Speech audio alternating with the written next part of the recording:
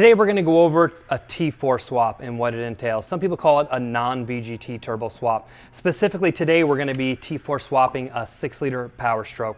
Common misnomer is that once you put a T4 kit on your truck, you can run any T4 turbo. That's not true. There's S300 T4 kits, there's S400 T4 kits, there are Garrett T4 kits. Some of the parts mix and match, but not all of them. So depending on what turbo you get, it's not like you can buy one T4 kit and run any T4 turbo after that. It's not really true. It'd actually be much more accurate to call in a S300 SXE swap or S400 SXE swap kit. The confusing thing is by calling it a T4 swap, a T4 is just an exhaust flange style. In fact, the early OBS Powerstrokes came with T4 turbos.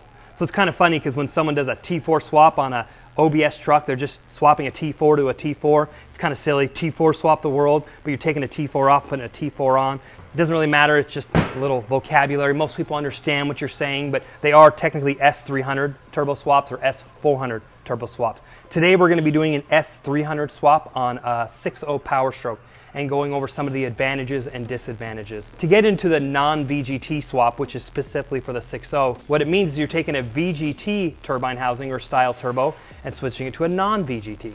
So VGT means variable vanes. So in the exhaust side of the turbo, where the turbine wheel sits, there's these vanes that cycle back and forth.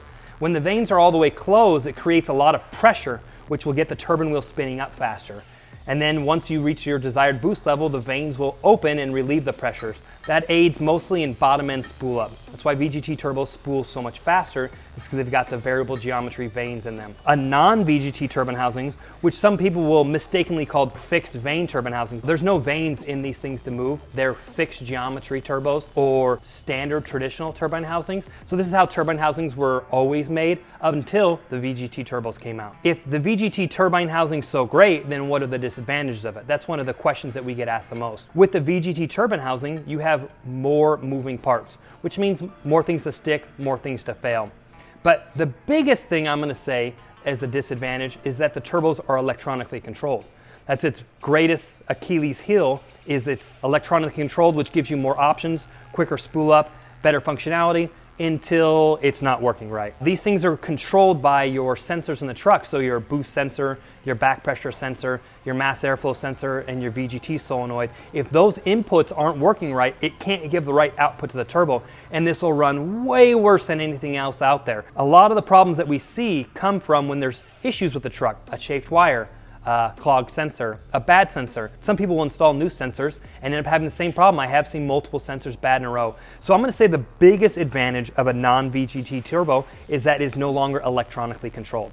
You don't have to worry about any of those inputs for the turbo to work. All you need are RPMs and fuel, and this turbo will spool. You don't have to worry about the vanes opening and closing, getting stuck, and working properly. I've seen a lot of guys that said they swapped on a turbo and they ran VGT and it ran like junk, and they swapped on a new one, it still ran like junk, and they went to non-VGT and it worked perfect. Well, that's probably because they had sensors or issues with their truck that they couldn't figure out. So when you go to a non-VGT, you don't have to worry about those problems anymore. You don't have to keep up on those sensors and make sure all that wiring's right. So it's a little bit of an easy way out to get great performance. The standard T4 kit comes in multiple sizes. On the S300, you can go all the way from a 62 all the way up to a 72 millimeter turbo, where the stock VGT is a little more limited on its sizing because of the spacing between the vanes and the compressor covers that they come with. What does it take to swap on a S300 turbo onto a 6-liter? Well, over here we have the stock pedestal, up pipes, the oil feed, the oil drain, and the turbo. So for the T4 swap, you've got your turbo, your turbine housing, your pedestal, your oil feed, your oil drain, and then you've got your up pipes.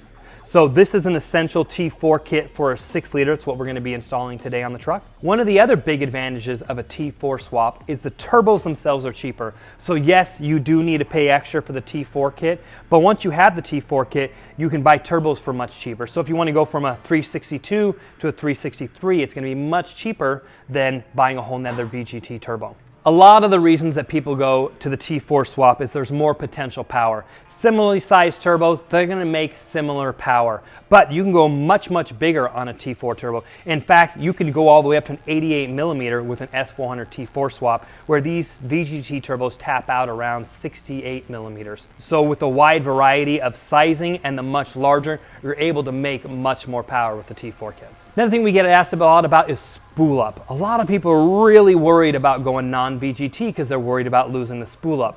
I'll tell you that I've had people that have swapped the T4 and absolutely hated it, and they went right back to a VGT. But I have even more customers that swapped the T4 and loved it. The top end power and the extra potential power was well worth the little bit of turbo lag they may experience.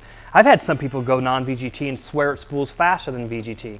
That has been my experience. We don't see that on the dyno, and we don't see that in person, but once again, they could have had sensor issues, they could have had an improperly functioning turbo, maybe the vanes were sticking, or so forth. But there is a lot more power potential in the T4 swap.